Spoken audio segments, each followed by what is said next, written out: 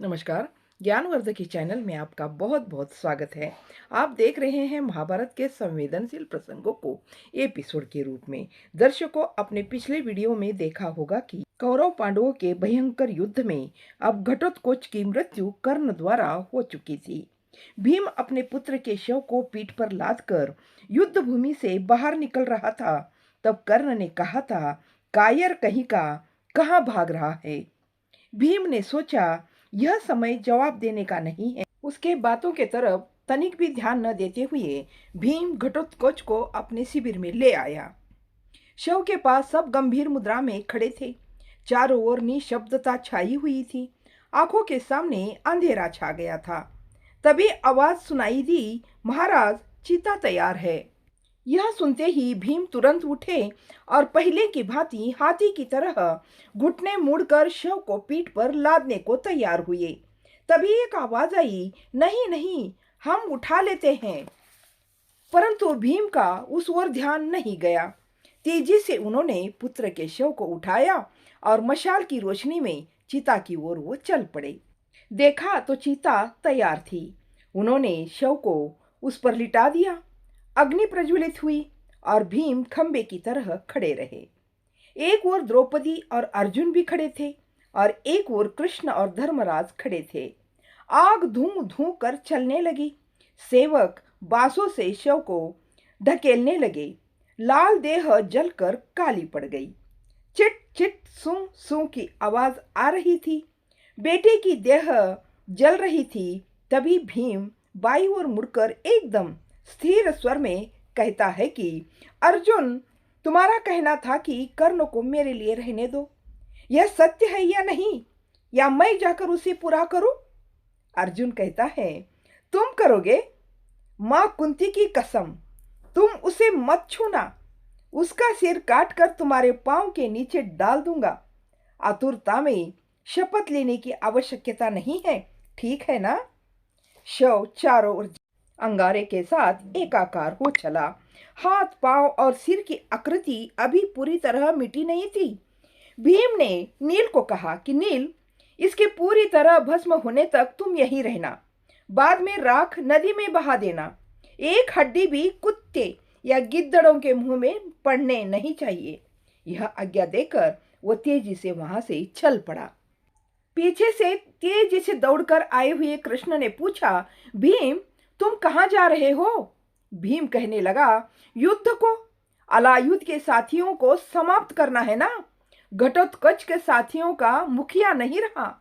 कृष्ण ने कहा, वह सब हम कर लेंगे। तुम्हारा मुंह कैसा हुआ उठा है, जरा देखो। जानते हो, जाओ, जाकर एक मुहूर्त तो सो जाओ। बाद में एक एक को काट कर फेंक देंगे। कृष्ण आगे कहने लगे कि द्रौपदी, भीम का हाथ थाम कर उसे ले जाओ और डेरे में सुला दो। वह इस समय क्रोध में है। युद्ध क्रोध से ही नहीं होता। द्रौपदी ने भीम के पास जाकर उसका हाथ थामकर डेरे की ओर खींच ले चल पड़ी। भीम बड़े बछड़ी की भांति उसके पीछे पीछे चल पड़ा। उसके शिविर में ले जाकर पहले दिया जलाकर स्वयं चटाई और कंबल बिछाकर वह बोली, तुम्हारे सिर, हाथ, पांव सब रक्त से सने हैं, जरा स्नान करोगे? भीम ने कहा, नहीं। द्रौपदी ने कहा, रसोई का चूल्हा सदा जलता रहता है, वहां संभवतः गर्म पानी होगा। भीम ने कहा, छोड़ दो, उसे धो डालने से क्या फायदा? गंध तो चली जाएगी, परंतु मेरे दिल की आग नहीं बुझेगी। द्रौपदी भीम के पास चली गई और बैठ गई और उसको अपने पांवों पर सुलाकर थपथपाने लगी। भीम ने लेटते ही आंखें बंद कर ली। उसके सामने अंधेरा छा गया था। उसने 2 बार लंबी लंबी सांसें ली। बाद में दाई करवट ले ली। दाएं कंधे पर जहां बाण लगा था और इसने खींच कर निकाल दिया था ना, वहां बहुत दर्द हो रहा था। वह बिलक बिलक कर रोने लगा था। द्रौपदी ने कहा, भीम, यह युद्ध पता नहीं किस किस को निगल जाएगा। रो मत, कल अभिमन्यु नहीं मरा क्या? कहकर उसे सांत्वना देने लगी। द्रौपदी का गला भी भर आया था। भीम बिलक कर बोला, मैं घटोत्कच के मरने पर नहीं रो रहा हूं। कर्ण जब तलवार लेकर आ रहा था तब मुझ में उसे रोकने की शक्ति नहीं थी। ऐसा लग रहा था कि मृत्यु ने मुझे घेर लिया है। मेरे पास ही मेरे पुत्र की हत्या होते हुए मैं देख रहा था, पर रोक नहीं सका। द्रौपदी को अब यह समझ में नहीं आ रहा था कि उसे किस प्रकार सांत्वना दे। द्रौपदी के हाथ हाथ माथे पर भी भीम के शरीर का रक्त लग गया था। थोड़ी देर बाद भीम का रोना बंद हो गया। उधर युद्ध भूमि में आचार्य द्रोण अपने नए सारथी के साथ युद्ध लड़ रहे थे। सारथी कह रहा था, आचार्य जी बताइए, रथ को किस ओर मोड़ना है? परंतु द्रोण कोई उत्तर नहीं दे रहे थे। सारथी कहता है कि महाराज, यदि आप नहीं बताएंगे तो किस ओर जाना है तो भला मुझे कैसे पता चलेगा? दूर से युद्ध का बहुत शोरगुल सुनाई दे रहा था। चारों ओर अंधेरा था। सारथी को भी नींद आ रही थी।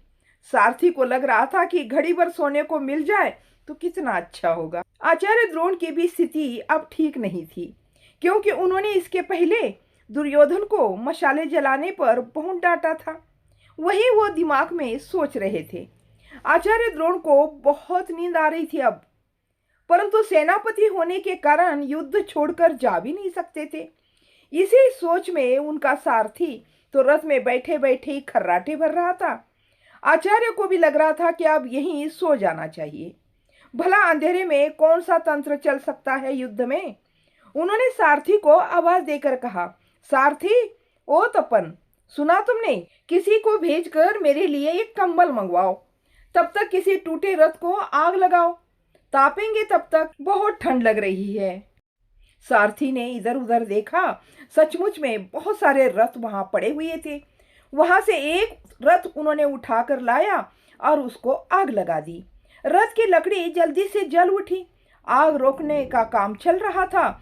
उतने में कोई कंबल भी लेकर आ गया।